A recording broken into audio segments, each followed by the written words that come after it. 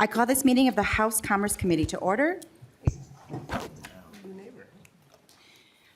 And a quorum is present. And before we begin our first item today, I did just want to take a moment to thank Co-Chair O'Driscoll for his leadership and for running such a great committee and setting an example for how this committee should run and how we want to continue to run this committee. And so I hope that I will be able to live up to how he has conducted the work of this committee. So thank you, Rep. O'Driscoll, for your leadership.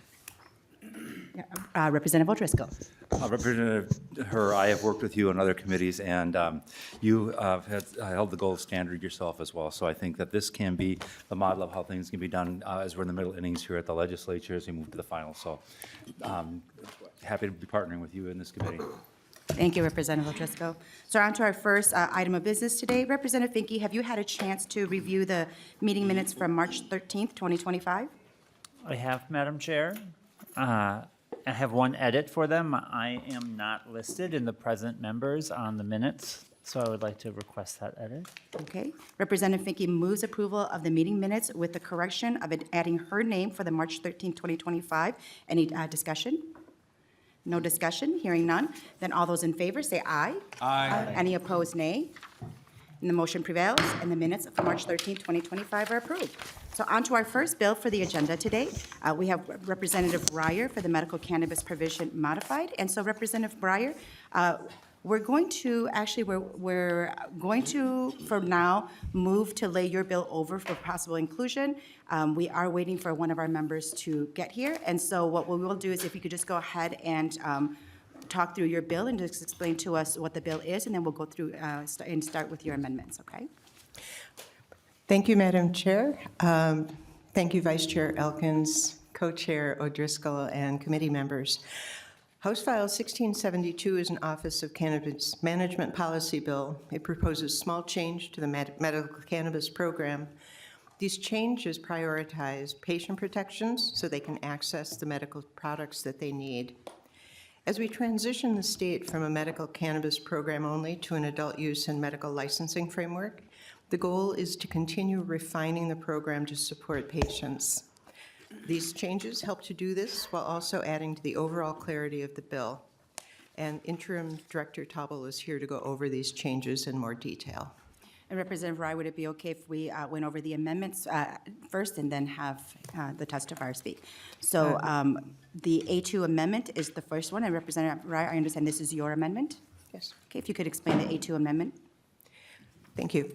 Thank you, Chair Herr. The A2 author's amendment adds a subdivision. It establishes access for visiting patients. And this establishes reciprocity for non-Minnesota residents. This definition also incorporates reciprocity for tribal medical cannabis program patients, which is currently the status quo and already allowed in Chapter 152 for the state's medical cannabis program. This proposal ensures that there is no disruption for tribal medical patients as we transition to the new statute. In addition, the A2 aligns wording in the protection section with the rest of the proposal that was missed in initial drafting. Thank you, Madam Chair.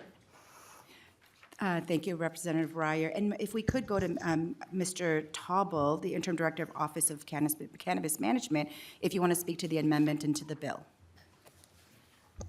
Thank you. Thank you, Chair. This bill does a number of important things. I think the top line thing it does is ensure patient access through streamlining and making available the use of virtual consultation for patients. This is especially important for patients who may not live near their dispensary, and those dispensaries sometimes have difficulty finding pharmacists or cannabis consultants who can provide the necessary service to patients. The current way it's structured is that pharmacist has to be on site in order to put the specific label on the product. So this makes that change. Otherwise, the section addresses reciprocity of tribal medical patients in current law that's already available under 152, and it seeks just to continue the status quo for tribal medical patients. There's also some increase in the protections afforded to patients in terms of patient registry being denied access to things like housing, employment, and the like. We increase and strengthen those. Our customer service team says they get about 25 emails a week with people who are concerned about school, their landlord, healthcare facilities, or employers. And so it's really trying to address those people who are having issues as medical registry patients in those key areas. Thank you. Thank you, Mr. Topol. And what we will do is just ask if maybe, I know that we have the amendment in front of us. We haven't voted on it yet. We're going to wait to vote on the amendment. So I'm just going to actually ask if there's anybody in the audience who will also like to talk to testify to this bill. No one? All right. So any member questions on the bill with the A2, or on the A2 amendment? Any questions? All right, then we are.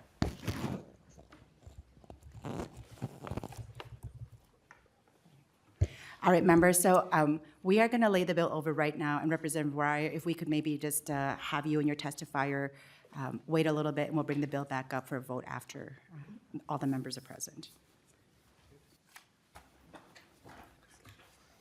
And so I will go ahead and lay House File 1670 over until later in the hearing.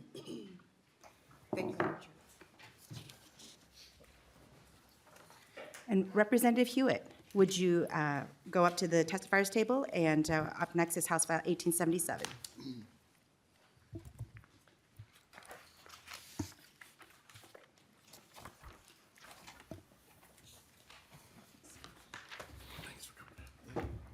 Representative Huot moves House File 1877 be laid over for possible inclusion in an omnibus bill. Representative Huot, do you want to talk to the bill first, and then we move the A1 amendment, or would you like to get the bill in the order that you'd like it before we begin? Yes, if we can move the amendment, Madam Chair, first, that'd be great. Okay, Representative Huot moves the A1 amendment. Any discussions? And Representative, you could just give us a quick explanation of what the A1 amendment is. I sure can, Madam Chair. Get to my notes here.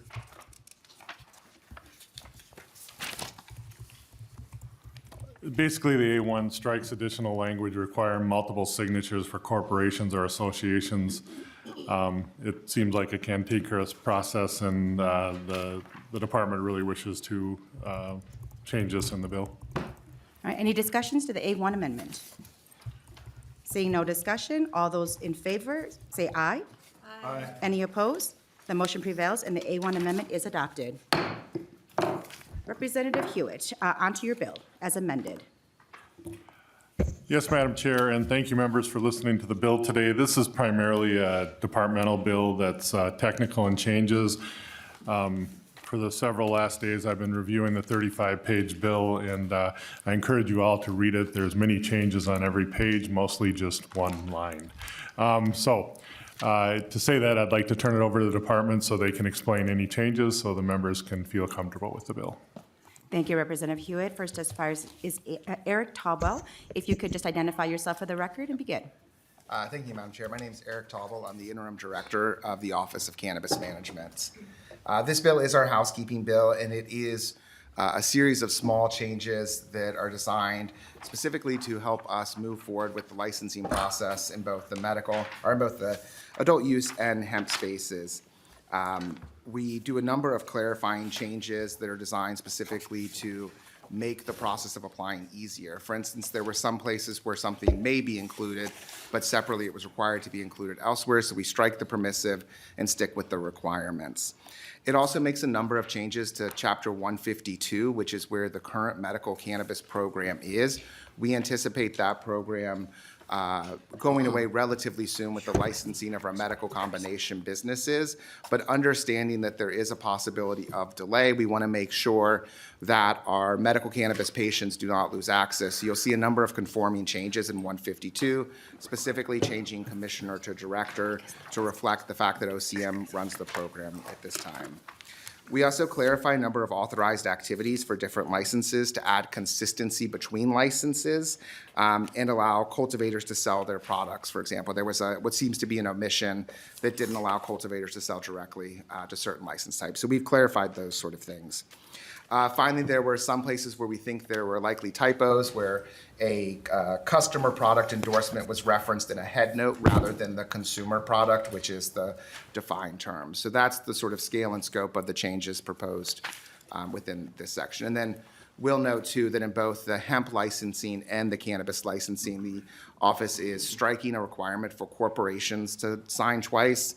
The application already includes multiple attestations and signatures by someone who says they have the authority to bind the entity. And so we have found in the application process that the two signature requirements is unduly burdensome to industry, and we think there's no benefit to the agency in having that. Thank you. Thank you, Director Topol. Before I go to member questions, are there any members of the public who wish to testify on this bill? Seeing no testifiers, any discussion, members? All right, no member questions as well. Representative Hewitt, any final comments? Thank you, Madam Chair, and I just want to commend the department. This is, I'm sure many of us have gotten calls on this, but they really want to get this right. We want to get it right. So, I mean, this is part of the process of making sure all the technical changes are before we launch the retail market. So thank you, Madam Chair, and thank you, members, for hearing the bill. Thank you, Representative Hewitt. And so we will be laying this bill over. Representative Hewitt moves that we lay the bill over for possible inclusion. Thank you, Representative Hewitt. We're going to bring Representative Reyer back up to the table with her testifier.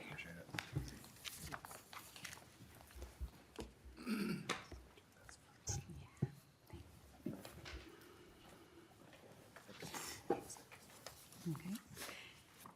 Thank you, Representative Reyer. And so the earlier motion was to lay it over. We will be, for House File 1672, we will be referring to that to the Judiciary, Finance, and Civil Law Committee. And so back to the A2 amendment.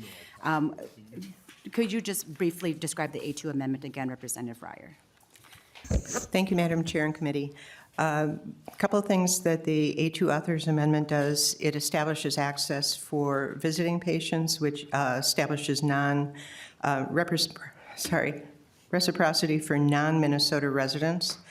And then it also incorporates reciprocity for tribal medical cannabis patients. And that's the current status quo. It's bringing in the permissions in Chapter 152 for the state's medical cannabis program. So this way, there'll be no disruption for the tribal medical patients as we transition. And then it aligns wording in the protection section with the rest of the proposal. Something was missed in the initial drafting. Thank you, Representative Reyer. Any discussion to the A2? Seeing no discussion, all those in favor? Aye. Any opposed? No. The motion prevails, and the A2 amendment is adopted. Representative Reyer, onto the bill as it is amended.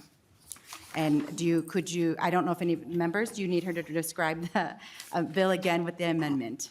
No, okay, all right, then we'll go to, and Director Tauble, you had already talked to the bill and the amendment. Is there anything else you want to add before we go to member discussion? No, thank you, Chairman. All right, any member discussion? Questions for the Representative West? Just very quickly, want to thank Representative Reyer for working with me to improve the bill, and I will be supporting it. Thank you, Representative West. Any further discussion? And again, any members from the public wanting to testify on this bill? Seeing none, Representative Reyer, any final comments? Thank you, Madam Chair. No, I appreciate working with both the Office of Cannabis Management with Representative West and ask for your support. Thank you so much. Representative Reyer renews her motion that the House File 1672 as amended be re-referred to the Judiciary, Finance, and Civil Law Committee. All those in favor say aye. Aye. Any opposed say nay. No. The motion prevails. House File 1672 as amended is referred to the Judiciary, Finance, and Civil Law Committee. Our next bill is a West bill, House File 1735.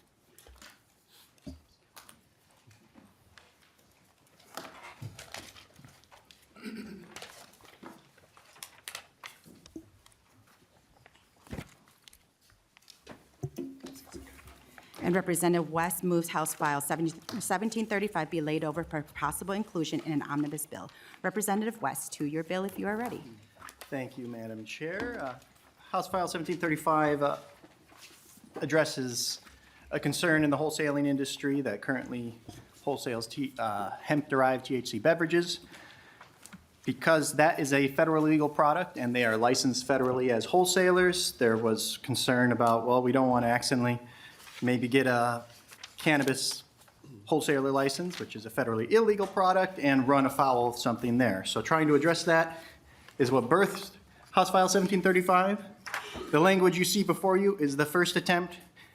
It is not in a state where all the stakeholders are on board yet, and it doesn't address every concern. So we have the wholesalers here with us today to go into their concerns, and I would assure everybody with interest in this bill, my goal is that all stakeholders are happy. I think this is just a small thing we can address without completely reinventing the wheel here.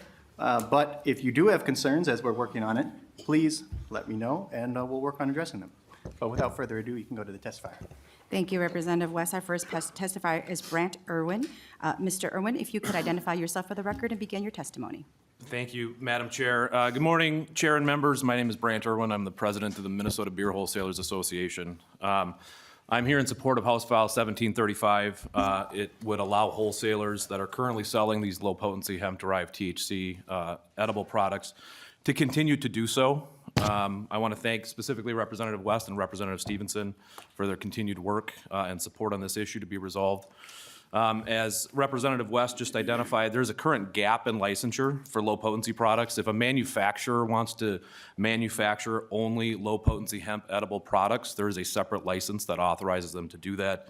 If a retailer only wants to retail low-potency hemp edible products, there is a separate low-potency retailer license that allows them to do that. If a wholesaler only wants to sell and wholesale low-potency hemp edible products, they don't have that same option. So this legislation would fix that gap by simply allowing wholesalers that are operating right now to continue to do so in the same manner in which they've been operating for the last few years, which have allowed these products to not only enter but thrive in the marketplace. We've worked with Representative West, Representative Stephenson, and the Office of Cannabis Management for the last several weeks, as well as other industry members in an effort to resolve this issue. We'll continue to do so in order to find the best solution available. And I'll be available for questions, so thank you. Thank you, Mr. Irwin. And we'll get through all of our testifiers and before we take questions, and so they can all just be available at the same time. Our next testifier is Joel Carlson. Mr. Carlson, if you could identify yourself for the record and begin.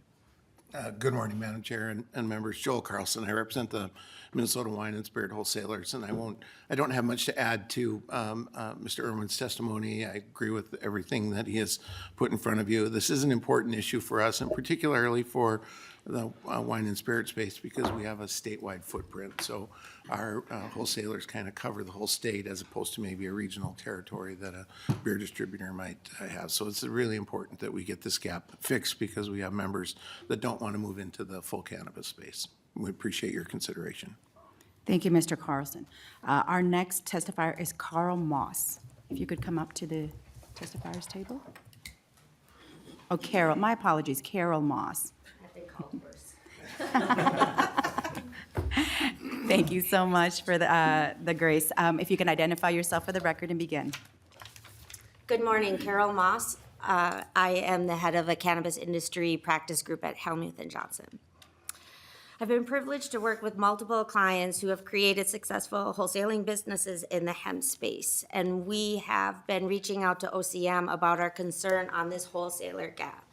And I absolutely commend the Representative West and the others trying to fill this gap in. Though House File 1735 is not the proper way to do it, and I am here to speak against the bill. There is a problem with it, multiple reasons. First, it's the only time in Chapter 342 where a license granted by a different state agency would allow a business to operate in the hemp industry. It uses a definition from the wholesaler from the liquor laws. Second, it unnecessarily creates more problems than it solves. There are easier, more equitable ways to tweak current language that allow hemp wholesaling across the different types of businesses.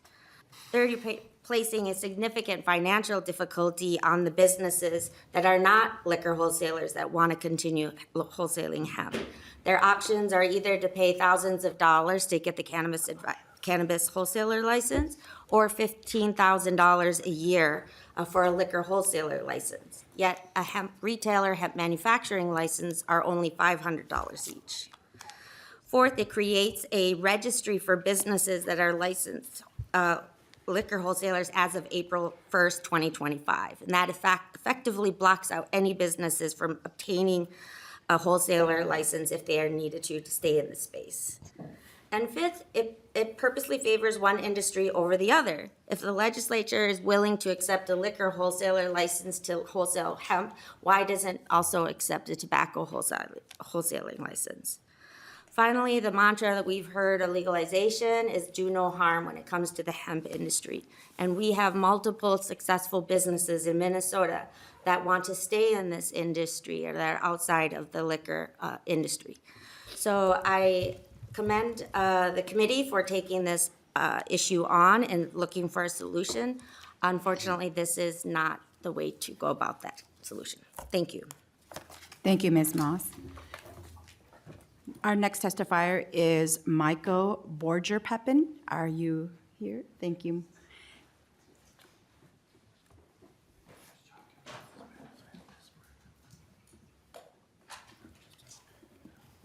And please identify yourself for the record and begin your testimony. My name is Mike Borger-Pepping. Thank you, Madam Chair and Committee. I am here representing Get High, which means to life in Hebrew, an applicant for a cannabis wholesaler and transporter license in the current application period. And I wanted to speak in opposition to this bill as it's currently written. My background is in beer distribution and also in liquor retail. And we developed at the retailer I was working at one of the premier selections of THC beverages in the country, nationally recognized for our performance in the category. As written, the language of this bill is problematic with regard to equity within the low-dose hemp THC beverage space. My company, Get High, has applied for a cannabis wholesale and cannabis transporter license with the intent that we specified in the checkbox for product of distributing only low-dose hemp beverages and edibles to Minnesota retail customers, with a primary focus being on the liquor channel. With that license, there are a number of requirements for conducting business legally that are not present in this bill. In this iteration, there is no requirement for a hemp importer endorsement, maintenance of imported items in the state database, facility and delivery security requirements, requirement for randomized deliveries, or that no fewer than 2 employees can make deliveries to retail partners. All of these are required of any cannabis wholesaler, regardless of the product set that is being distributed. The omission of these requirements for the low-dose hemp distribution license proposed under this bill, despite being deemed necessary for safety within the original cannabis legislation, creates a disproportionate burden on any cannabis wholesaler who seeks to create a business space within the low-dose hemp market. Furthermore, the bill is written such that holding an alcoholic beverage distribution license is a prerequisite for obtaining a low-dose hemp wholesaler license. This exclusionary path does not afford any other business the opportunity to pursue this license type as a course of business. I believe that the final legislation should seek to provide a safe, regulated route to market for all Minnesotans with regard to low-dose hemp products. It should not, however, tilt the field disproportionately towards one group of wholesalers at the expense of the rest. I've met with Representative West and had a productive conversation. He was great to discuss our concerns, and we really appreciate that.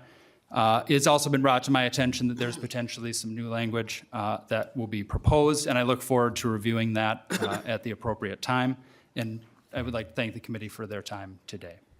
Thank you, Mr. Borger-Pepping. And then our last testifier is Bob Smith.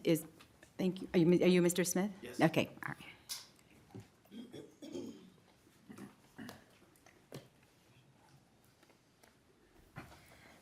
Please identify yourself for the record and begin your testimony.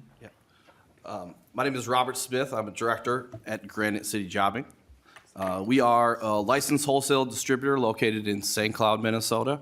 I'm proud to be a third generation of a family-owned and operated business that wholesales and distributes product across our entire state.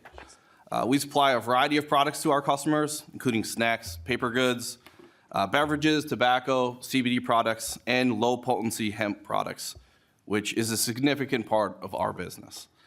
Our retailers include a lot of different varieties of customers as well, from convenience stores, gas stations, tobacco shops, liquor stores, grocery stores, hemp retailers, corner markets, you name it. We often are selling to independent, small, family-owned businesses as well. House File 1735 specifically allows liquor wholesalers to purchase and sell low-potency hemp products if they register with the state's OCM. Yet, for the past 7 years, since the Farm Bill in 2018 was passed, Granite City Jobbing has been selling low-potency hemp products to hundreds of retailers across Minnesota. Since we sell tobacco products, our company has decades of experience selling highly regulated products. However, House File 1735 does not permit other kinds of distributors like Granite City Jobbing to register to buy or sell low-potency hemp products to any retail stores. My purpose of testifying today is to ask the bill authors and the committee to consider amending House File 1735 to allow other licensed distributors, particular tobacco distributors, to register to sell low-potency hemp products as a hemp wholesaler, and to do so without disrupting the existing hemp industry.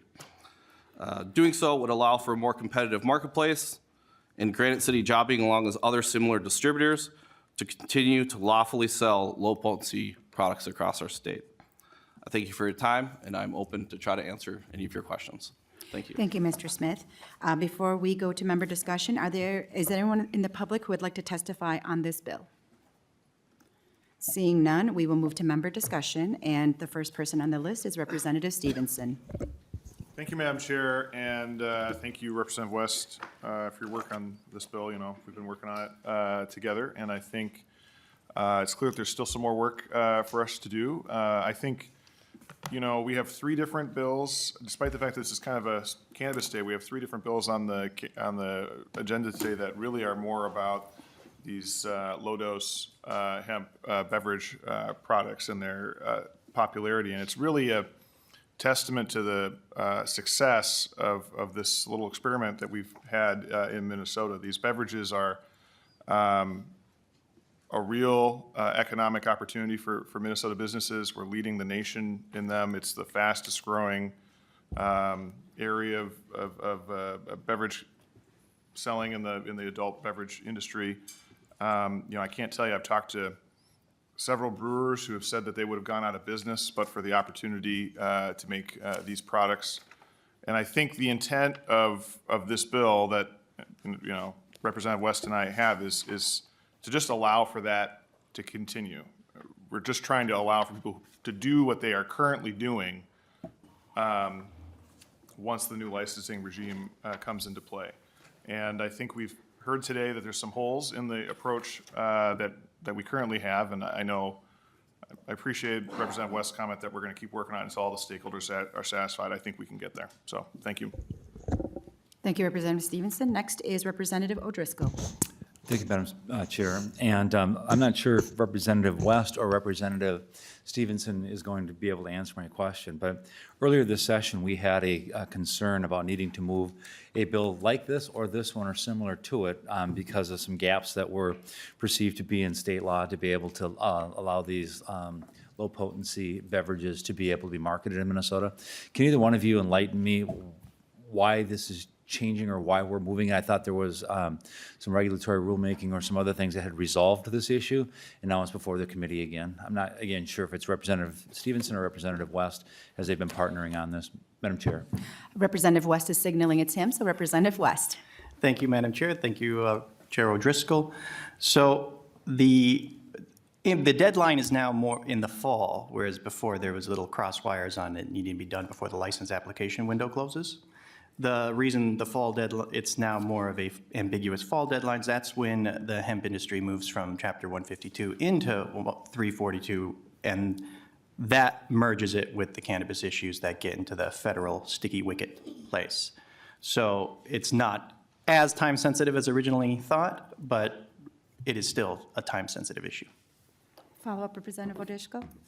Thank you, Madam Chair. And Chair West, to that point, Representative and Chair Stephenson said that there were 3 different bills that kind of address this.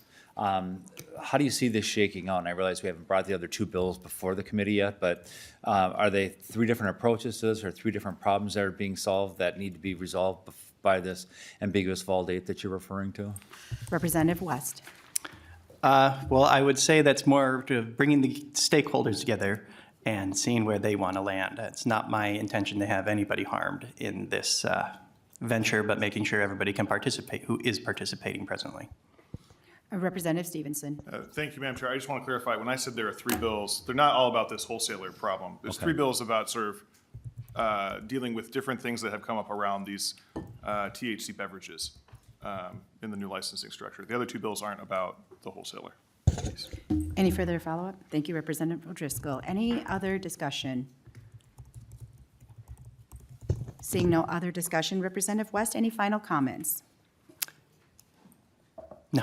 No? All right. Then this bill is laid over for possible inclusion. Next up is another West bill, House File 1734. And Representative West moves House File 1734 be laid over for possible inclusion in an omnibus bill. We will go ahead and move the A1 amendment first. Representative West, would you like to move and describe the A1 amendment? The A1. Hello, members. So House File 1735 deals with social equity applicants. The A1 amendment is something that we discussed last year. I believe, the department will verify this, but I believe it was the original position of the department to have a 51% equity requirement to be qualified as a social equity applicant. I wanted to make sure that this gets brought up for discussion with the committee since we're dealing with the bill that has to deal with social equity applicants, because this is something that will benefit many people who are getting started in this industry. I know the DFL really wanted to help those who are harmed by cannabis and made those qualify as social equity applicants.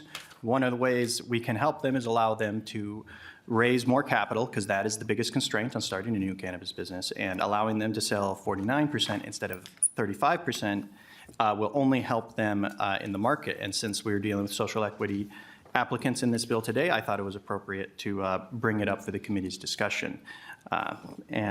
Without that, I believe OCM also has some comments on it. And Mr. Tauber, is this the, a comment on the A1 amendment or the bill in general? I just want to make sure we move the amendment first. Madam Chair, a comment on the A1. I would just note that the OCM's bill last year used a 65% mark, not as sort of a policy discussion introduction, that we recognize that there was a commitment by many to have those licenses fully owned by social equity, but also an understanding that greater access to capital requires some loosening of that. And so I don't think the office necessarily had any particularly hard and fast commitment to any sort of number, but that number put Minnesota above most states and sort of kept us as like a leader in the space with specifics. And then the only other note that the agency would have is that this weekend our licensing application portal did close, and we're currently reviewing applications in the social equity space with that 65% threshold. And so cognizant that changes with sewer effective dates might impact review, we would ask that consideration be taken into that review process. Representative West. Madam Chair, thank you for bringing that up. I neglected to mention one thing that would be included in this amendment if we were going to pass this out into law today would be an effective date that makes it so the Office of Cannabis Management does not need to redo anything that they're already doing. The last thing we need to do is delay this even further. So we do agree, if we were to move forward on this policy, that it would have an effective date that makes it easy for the department to implement. Thank you, Representative West. Any discussion to the A1? Seeing none, all those in favor, say aye. Aye. Any opposed? The motion prevails and the A1 amendment is adopted. Representative West, to your bill as amended. Thank you, Madam Chair. This is an OCM policy bill that has to deal with the social equity portion, and I will turn it over to the director to go over. Director, if you could identify yourself for the record and begin. Thank you, Madam Chair. My name is Eric Taubel. I'm the interim director for the Office of Cannabis Management. This bill is, again, sort of clarifying application processes within the cannabis space. There's two particular things that occur. One is just organizing what's required so that the requirements are clear to applicants and there's not any duplication between sections of what is required but also may be required. And then the second portion of it does remove that two-officer signature that I discussed earlier that we found to be not necessarily helpful to the application process, and ultimately we think is solved for by other parts of the application. Thank you, Mr. Taubel. Are there any members of the public who wish to testify on this bill? Seeing none, we will move to member discussion. Members, any questions to our bill author or the testifier? Representative Finke. Thank you, Madam Chair and Representative West and Director Tubble. I just would like to help clarifying, as we lower the percentile for social equity applicants so that they can partner with others to help raise that capital, right? Are we decreasing, will we simultaneously decrease the number of social equity applicants who are granted access into the program? Representative West? Thank you, Madam Chair. Thank you, Representative Finke. I would not characterize it like that. What this does is increase the chances that the social equity applicants can succeed in their business. It's a very capital-intensive business. One of the criticisms of the bill was the loan program to help people start businesses was like $50,000. And it's like, great to help people, but you're going to need a whole lot more money than that to really get things across the line. So allowing them to do this, I think we're going to see a high attrition rate in the first year of these businesses opening, especially considering potential supply constraints. So allowing them to access more capital would increase the number that survive, I would say. Follow-up, Representative Finke. Thank you, Madam Chair, and I appreciate that, right? The two things that I remember I had conversations with Chair Stephenson about the bill when we were moving this bill, right? And the social equity component was extremely important to me regarding the success of this bill. I don't actually care about cannabis, but I care about righting the wrongs of, the war on drugs. So I just want to make sure we're not setting people up to fail. Like it feels like perhaps that was what was happening with the original loans, right? We're not giving enough money, we're not giving enough support, we're giving people access to a business and then we're just letting them fail. And I want to make sure that what you're doing, what your fix is doing is helping people succeed, but not at the cost of the right that we were trying to do, right? Diluting the number of people who have access to the thing that we were trying to do. I recognize that that's a balance. I appreciate any thoughts from either of you about how to make sure we're not limiting access to what the intention was while also not setting people up to fail. As you said, Rep. West, that would be a much worse outcome. Representative West. One thought that I had when you talked about the total, does this decrease the total number of applying? We could still have two individuals who qualify as social equity applicants make up the 51%. So it can be something that's broad that still allows the maximum number of people to participate. Any other comments, Director Tauble? Thank you, Chairwoman and Representative. I would just note that the law also contains a pretty robust true party of interest provisions that ensure that the people that own 51% have ownership and control of the business. And I think that those provisions, at whatever threshold we set for majority ownership of social equity status, will help ensure, to your point, that the people intended to benefit from the social equity program will continue to benefit from the social equity program. Any further follow-up? Right, any other discussion? Representative, Co-Chair O'Driscoll. Thank you, Madam Chair. To the director, just maybe you can help me globally with what a roadmap on this might look like from OCM. We're involved in litigation right now with the applicants in the pool and in assigning where licenses should go and the priority of those licenses. Word is also out now from whatever means about a potential compact. Can you, in the context of those two things, talk about how these loans and some of the other things may end up playing into this? I know that I've been getting calls in my office from both sides of the issue, and I want to know what to tell them. And you, as a director, may be able to provide some guidance for us. Director Tauble, and if you could pull the microphone closer to you or maybe come in a little bit closer to make sure everybody can hear. Yeah, thank you, Chairwoman. Thank you, Representative. I would note that one thing that is happening right now is that both DEED and DLI have announced their initial requests, their RFPs for the grants that they're in charge of. Those include some of the revolving loan grants that Representative Stephenson mentioned. It also includes some of the workforce development pipeline grants that I believe DLI is in charge of. And so we're seeing, as the office is approaching its launch of the full licensing adult use market, that those other kind of, for lack of a better word, wraparound services are also entering the marketplace for these applicants and these businesses. I think with respect to the sort of full nature of the market, all of those pieces, I think, are moving towards the start line at the same time. As you mentioned, compacting is an ongoing negotiation. There's no compacts that have been signed as of yet. The application window closed over the weekend for the adult licensing. And, so then we are also working with, obviously, the low-potency people and the medical programs which continue to operate. And so I think, from my vantage point, everything is sort of coming towards the market at about the same time in a way that I think will help us launch in a way that gives enough space for anyone who's interested in getting into the cannabis space to have a fair and real chance at success. I'm not sure if that answered your question, so if you want to rephrase, you're welcome to. Obviously. Co-Chair O'Driscoll. Thank you, Madam Chair. And Director, we're close, but we're not quite there yet. On the answer to the question, I have people who have been reaching out to me, and they've testified in front of this committee previously that they've followed every requirement that's been put forward, and they have not been able to be awarded from your office a license, meeting the different requirements, maintaining a line of credit and capital at cost of burning fuel on the runway to be able to enter this industry. And they're concerned that with the word of the compact coming out, that they may be disadvantaged. And for the benefit of this committee that has oversight of OCM, we're just trying to figure out where the playing field is, because it shifted here about 30 days ago.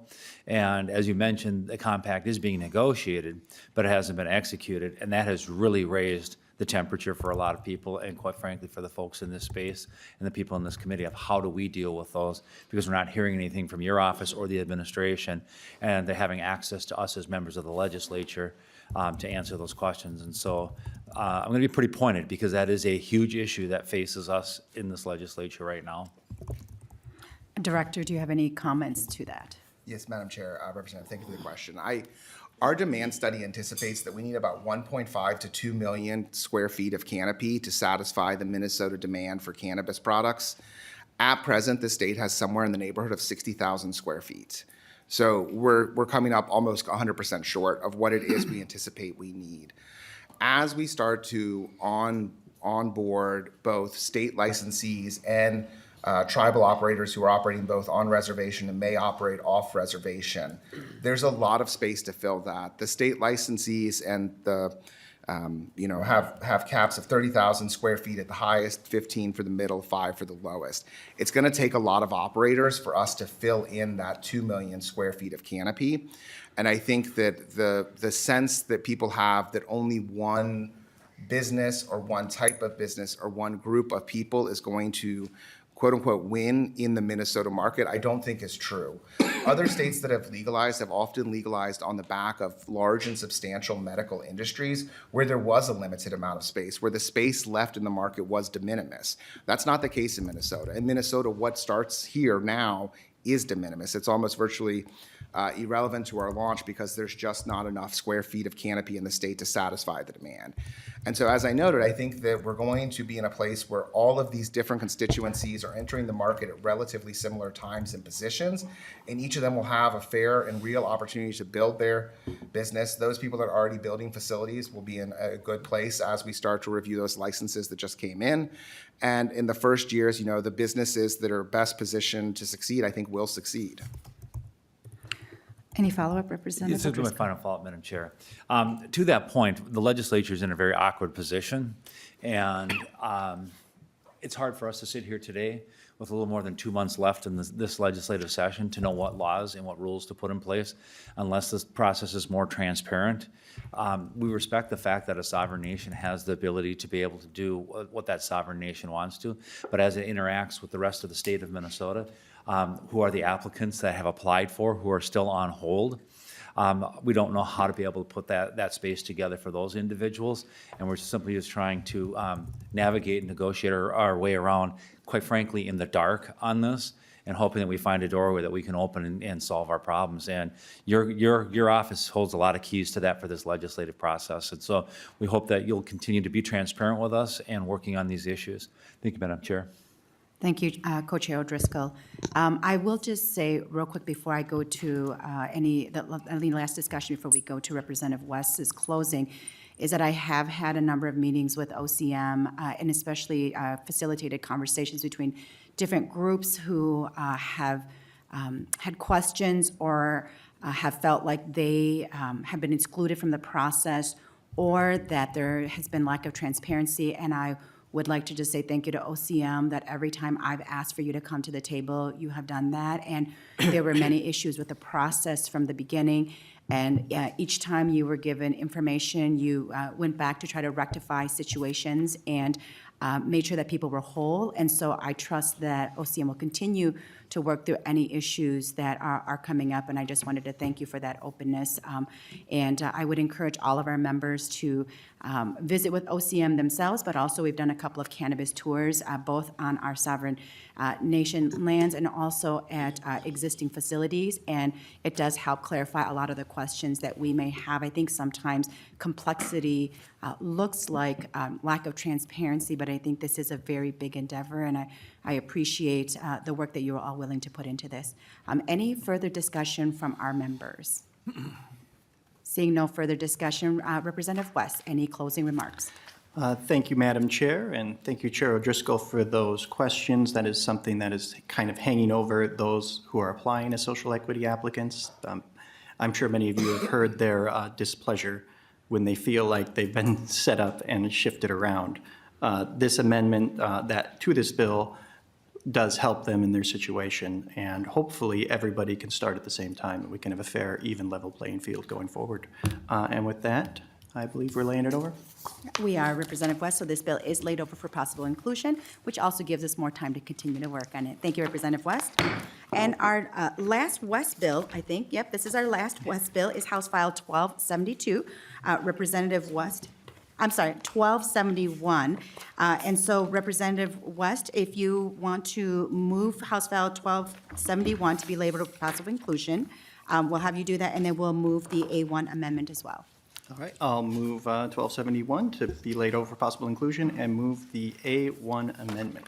And if you could just describe the A1 amendment before we go ahead and vote on that? So the A1 amendment has one clarifying, well, technical fix, I would say. The definition in 34201 and 34246 for compliant products and hemp-derived edibles actually lists different cannabinoids.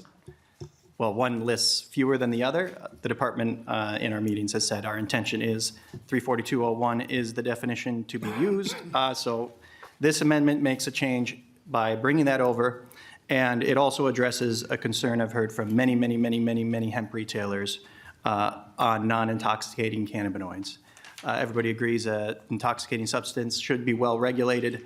And for these non-intoxicating cannabinoids, the levels set in the cannabis bill were going to make many products illegal that are currently legal and being sold right now. You can get them shipped to your door. You can buy them today. There's clearly not any tremendous public safety risk in regards to these. We know these substances are safe. If they were not safe, we would be certainly hearing about it regularly, because it's being sold today across the nation, but also in Minnesota. So this adjusts those limits to allow basically all the products. If I would say, honestly, a limit is unnecessary, but in my efforts, just like on the social equity amendment, my efforts is to try and work with something that we can actually pass. And I think putting the limits at this particular level does get us there. And it's a discussion I want to have. You know, we're just laying this over, but I want to have this discussion as we go on with the Greater Cannabis Bill. Thank you, Representative West. Any discussion to the A1? Seeing no discussion, all those in favor say aye. Aye. Any opposed? No. The motion prevails and the A1 amendment is adopted. We have another amendment at the desk. It's the A2. Representative West moves the A2 amendment, and if you could just describe the A2. Oh, well, actually, I probably mixed up the amendments. That was correcting a subdivision, that first one. And remember everything I just said on this one. Okay, can we maybe then, I want to make sure that we understand the difference between the A1 and the A2. Representative West, maybe if we could go back and look at the A1 amendment, and if you could describe, what was the A1, if you could relook at that. So the A1 amendment is not a 420 joke, first of all. I already got that. It corrects a improperly cited subdivision, so it's 100% technical in nature. Thank you, online Representative 4.0. West. I am going to actually, do I have to undo if we voted that one? Because I'd like for us to revote on the A1. House research, can you just kind of clarify procedure for us? Since we voted on what we thought the A1 was, I want to make sure that we are all voting and understanding what we are voting for. Madam Chair, members, if the committee wants to reconsider it, there'd need to be a motion to reconsider the adoption, a vote on that, and then remove the amendment. If the committee doesn't want to reconsider it, if they're satisfied with the actions that have been taken, it's already been adopted, considering it's a technical amendment. All right. So procedurally, is there anybody who would like to reconsider the A1 passage? If not, we will just then move to the A2 and move that. All right, seeing that there is no reconsideration, then we are at the A2 amendment. And Representative West, could you just re-discuss the A2 amendment for the committee before we vote? So there's a definition of, thank you, Madam Chair. There's a definition of lower potency hemp edible in 34201, and then there's a definition of compliant products in 34246. Those definitions should be aligned, and it was just an oversight that they weren't. So I pull that definition to bring it in line, and then I increase the limits on non-intoxicating cannabinoids. This is an ongoing discussion that we've had that I would like the committee to have as we move forward on a cannabis bill. Currently, these products are sold in Minnesota and nationwide. The non-intoxicating portion is what we're talking about. It still will have a 5 milligram limit on THC or any intoxicating cannabinoid. And the reason for this increase is so that more of the products that are currently offered on the market today that are safe, that we do not have a considerable public safety risk, or else we'd be hearing about it right now, can remain legal when the hemp industry goes from being regulated under Chapter 152 to Chapter 342. And this is something that I've heard from many, many, many people in the market. And, our goal is to, as a testifier said earlier, do no harm. Let's let everybody succeed, have everybody have a chance. And that is the A2 amendment. Thank you, Representative West. Any discussion to the A2? Seeing none, all those in favor say aye. Aye. Any opposed? The motion prevails and the A2 amendment is adopted. Representative West, to your bill as amended. Thank you, Madam Chair. The 1271 is another Office of Cannabis Management Oversight Agency bill, and I'll turn it over to the Director to go over it quickly. Director Taubel, if you could just again identify yourself for the record and begin your testimony. Thank you, Madam Chair. My name is Eric Taubel. I'm the Interim Director for the Office of Cannabis Management.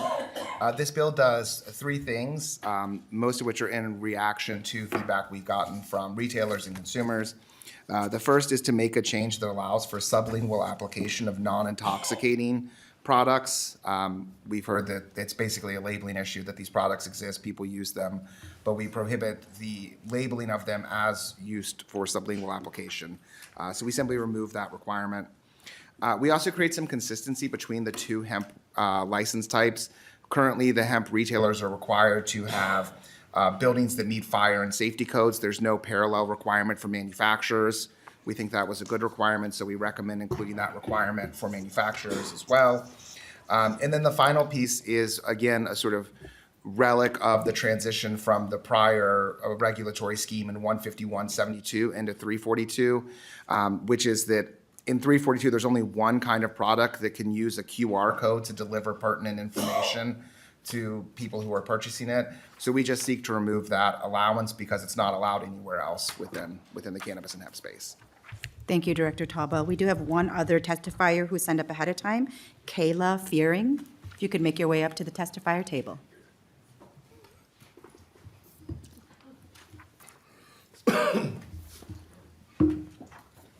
Please identify yourself for the record and begin your testimony. Good morning, committee. My name is Kayla Fearing, and I am owner of Healing Fear Consulting. It is a patient consulting business that helps patients learn about cannabinoids. I am also a pharmacy technician here in Minnesota's healthcare systems. As a pharmacy technician, I legally sell drugs that can kill someone in an instant by being just over 1 milligram off on a dosage. Every day I give patients drugs that are covered by their medical insurances that come with a partnering prescription of Narcan in case they accidentally overdose at home. With cannabis or any cannabinoid products, you don't have that fear, regardless if it's a 5 milligram THC product or a 300 milligram CBN product, which is my personal standard dose. When a legal state-run cannabis program begins putting caps and limiting medicines for their patients, patients go directly back to the black market. People are looking for relief. That's why they seek out these state cannabis programs to give them the products that they're looking for. Minnesota right now has a flourishing homegrown community because people are looking for higher dose products that don't just have THC in them. Realistically, patients don't care about the laws, they care about feeling better. As Representative West stated, you can get these products shipped to your door right now within 24 hours. They should be able to provide, Minnesota should be able to provide patients with locally made and processed cannabinoid products that benefit the entourage effect. And if you don't know what the entourage effect is, committee, I highly suggest you look it up. It's a very nice medical component of cannabis. Patients should have access to products with higher amounts of CBG for GI issues, CBN for nerve pain, or CBC for new cell development. There should not be reefer madness about cannabinoids that cannot get you stoned. Therefore, I am a huge supporter of the A2 amendment and HF 1271. Thank you. Thank you, Ms. Fearing. And before we go to member questions, are there any members of the public who wish to testify on this bill? Seeing none. Members, any questions? No member questions. Well, we are just sailing through this then. Then Representative West, any final comments? Thank you, Madam Chair. I must be pretty good at explaining bills. Well, and credit to the director as well. But I thank the committee for working with me on these issues. Thank you. And so this bill is laid over. And our last two bills are Stephenson bills. So if Representative Stephenson, if you can make your way to the testifiers table. The first bill before us will be House File 1634. And Representative Stephenson moves House File 1634 to be laid over for possible inclusion in an omnibus bill. Representative Stephenson, to your bill. Thank you, Madam Chair, members of the committee. So as I mentioned, we have now two more bills that are kind of primarily focused on these very popular THC beverages. This is a product that really had its birth here in Minnesota and is really generating a lot of economic growth here in Minnesota, but also around the country. The combination of Representative West's wholesaler bill and these two bills are really, well, particularly this Representative first one. Stephenson, I don't mean to interrupt, but can you just pull that mic closer so people can hear you? Thank you. The combination of this bill as well as the wholesale bill is really designed to just allow people to continue doing what they are already doing. So in the House File 100 cannabis legalization bill that we passed in 2023, there's a provision limiting license holder to only having one license type. And this was part of our effort to not allow too much consolidation, any one person to have too much influence in the cannabis marketplace. And for the most part, stand by that model. But we ran into a little hiccup here when it comes to one specific area. So a lot of cities, maybe probably most members in the room, have a city somewhere nearby or in their district that has a municipal liquor store. They are selling these THC beverages. As I mentioned, while a lot of the liquor industry is stagnant or in decline, these THC beverages are very popular and are keeping a lot of businesses afloat, including some of these liquor stores. Some of the cities that have municipal liquor stores are interested in opening municipal cannabis dispensaries, which was allowed under the House File 100 bill.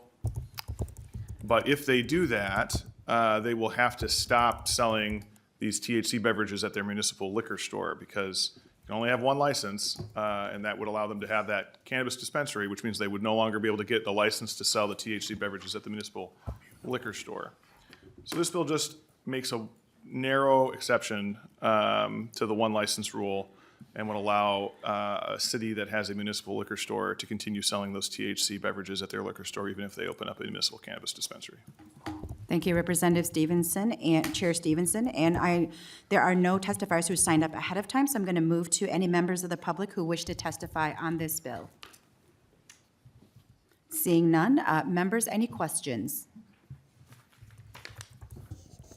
Representative Katiza Watun, Chair Katiza Watun. Thank you, Madam Chair, and thank you, Representative Stephenson, for bringing this forward.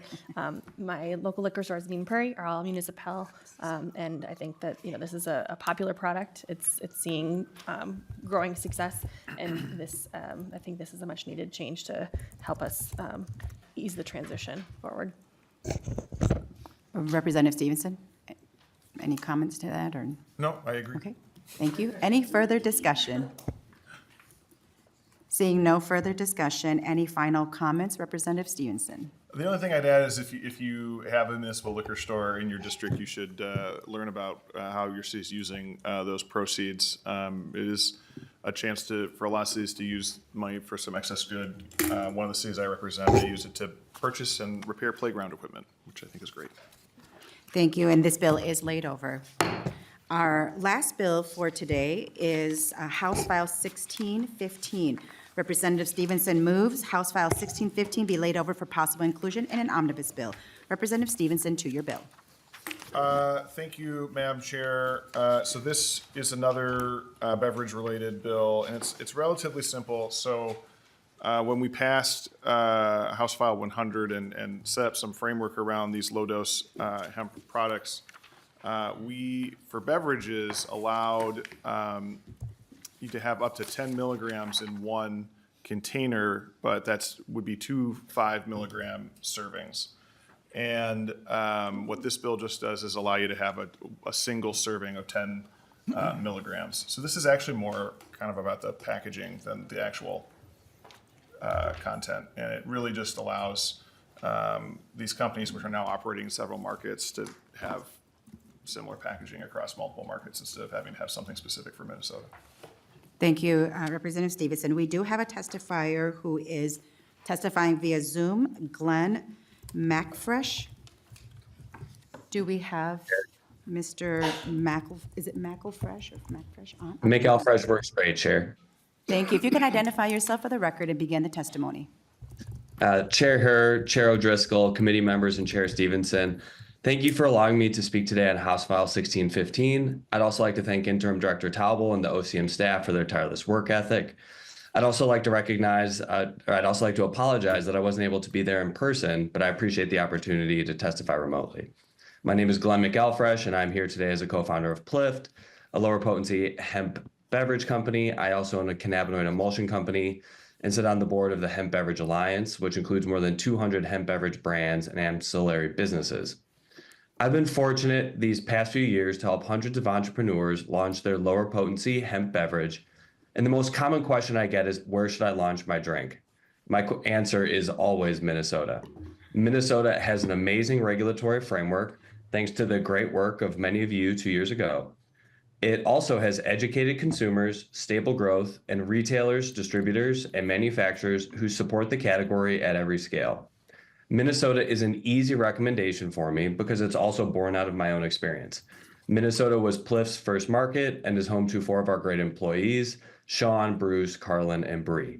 However, in the past 12 months, both new and well-established beverage brands are choosing to forego launching their products in Minnesota because the nuanced labeling requirement prevents brands from being compliant with both Minnesota law and the laws of certain other states. In Minnesota, a lower potency hemp beverage can have up to 10 milligrams of THC per can, so long as a can contains no more than 2 5-milligram servings of THC per can. However, states such as Georgia and Kentucky currently do not permit multiple servings per container, and states like Rhode Island and Illinois are contemplating legislation that would not permit multiple servings per container. The only way for a Minnesota brand to work around this issue is to significantly invest in packaging materials, which is not tenable for the majority of brands, or launch in a new market without their top-selling 10-milligram drinks. House File 1615 is a simple fix for this problem that permits brands who sell a 10-milligram drink to label that drink as a single 10-milligram serving of THC, with only 1 serving per container. This change will keep in line with the spirit of the law that caps THC beverages at no more than 10 milligrams of THC per can, while evolving with the national hemp beverage regulatory landscape, which shifts regularly. House File 1615 will also allow Minnesota businesses to export their great products to other states and allow other out-of-state businesses to throw their hat in the ring and see if their brand can compete with the best of the best in Minnesota. Chair Herr, Chair O'Driscoll, members of the committee, and Chair Stephenson, thank you once again for the opportunity to testify today. I'm happy to answer any questions. Thank you, Mr. McElfresh. He is our only testifier today, so I'm going to ask if there's any members of the public who wish to testify on this bill. Any members? Seeing none, we will go to member questions. Any questions for Representative Stephenson? Representative Katiza Watun. Thank you, Madam Chair. And Representative Stephenson, I think that this makes a lot of sense and will definitely help our small businesses. I just, and maybe the question is to the testifier actually, about for people who are new to these type of products, if they have no idea how many milligrams they maybe should or could consume in a single serving, are brands potentially considering some sort of recommendation on the package, even if it doesn't say that it's 2 servings, so that they can still continue to sell it in states that have these limitations? I'm just curious. I mean, I feel like somebody who has never potentially tried a THC beverage before and drinks an entire 10 milligram can, they may not necessarily be expecting the benefits or effects on their body in that ensuing time frame. So I'm not sure if you have thoughts, or maybe the testifier has thoughts. I have a little bit of concern when people don't necessarily know what they might be getting themselves into. Representative Stephenson, and I think that your testifier would like to respond too, so I don't know if you have any comments first. And I would be interested in Mr. McElfresh's response to this question. I guess my comment would be twofold. One is, it's important to say that this allows 10 milligram servings, doesn't require them. There are 5 milligram, and I think I've seen products marketed that are even 2 or 3.